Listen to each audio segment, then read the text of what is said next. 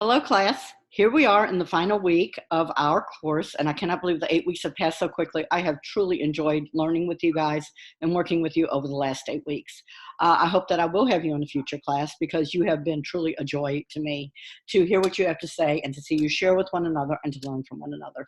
You guys have done a great job, and as I noted in um, the announcement earlier this week, your presentations just blew me away.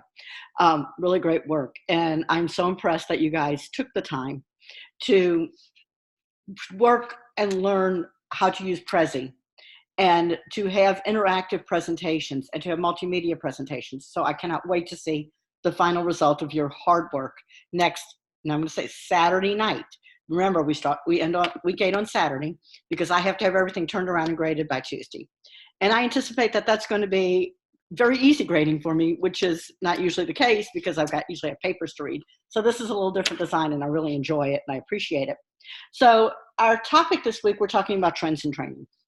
And again, as I mentioned this week, the book is 7, 8 years old.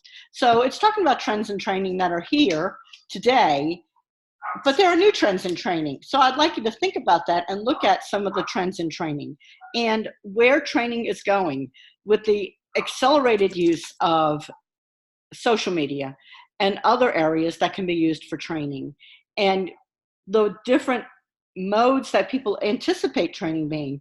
People get very antsy, and we've talked about this, they get very antsy when they have to sit in a classroom for a period of time because the phones are going off and they know what they have to do and they're not paying attention, whatever. And, we tried to roll out training. We pushed training. I'm using the word push.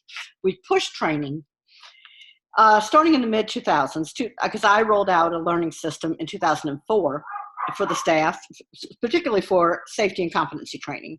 And as was noted in the discussion this week, a lot of times people, when you have this passive learning through an online media, that they will just let the video play or they will flip through the slides and just answer the questions and go back. And if they didn't pass the test, they'll go back and they'll remember what they got wrong and they'll go back and pass it, but have they learned anything? Probably not.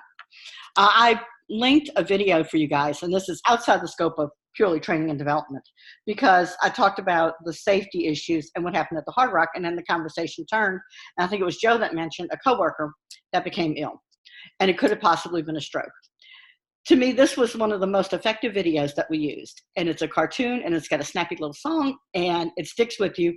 So it teaches people how to react in the case of a stroke. So moving outside of the pure technical part of a job, moving into how can I care for my coworkers? How can I make sure my coworkers are okay? How can I effectively learn to work with someone who might have learning issues, or they might have some development issues, or different things that we see in the workforce now that we would have categorized people one way 20 years ago, but we know differently now, and how to best interact and bring out the best in ourselves and in those other people. So that's what we want to look at. And I talk about sharing intellectual capital. And what we're seeing more and more of, we're seeing mergers and acquisitions. We're seeing businesses change. We're seeing a global society and learning how to educate people in a global society.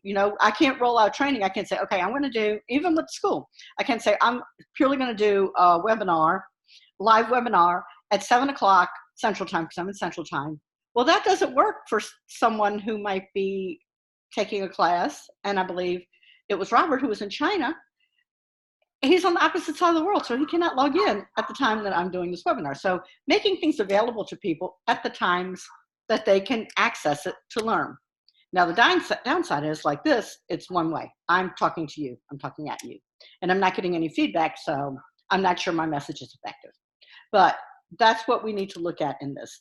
Embedded learning and social learning, and how can we quickly roll out learning without going to the traditional, and even the textbooks. We're using a hard textbook. This is the first hard textbook I've used at Jefferson so far.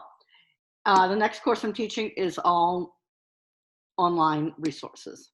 So moving away from the traditional textbook, and some people like it and some people don't like it.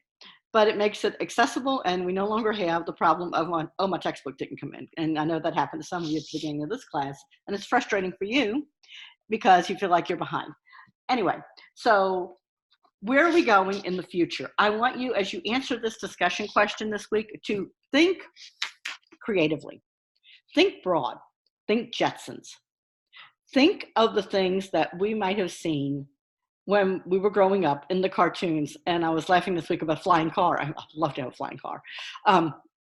But what did the technology look like? And, you know, they talk to each other with the video phones, and that's a reality now. But think broad, think ahead, think creatively. So with that, I'm going to say, I think that's what I have for this week. I wish you all the best of luck. I'll be touching base with you during the week. And again, you have been a joy. You have been awesome. And I wish you well. And please stay in touch and make sure you turn your final presentations in. Some of you are really close to finishing. Turn them in by Saturday evening. Make sure your discussion questions are all finished by Saturday evening, because we will be rocking and rolling. And I know you guys are going to new classes Monday. So in your final post what class you're going into next, because I'd like to see that and know where you're going and how you're progressing in your academic career. So you guys take care, and I will be talking to you. Bye-bye.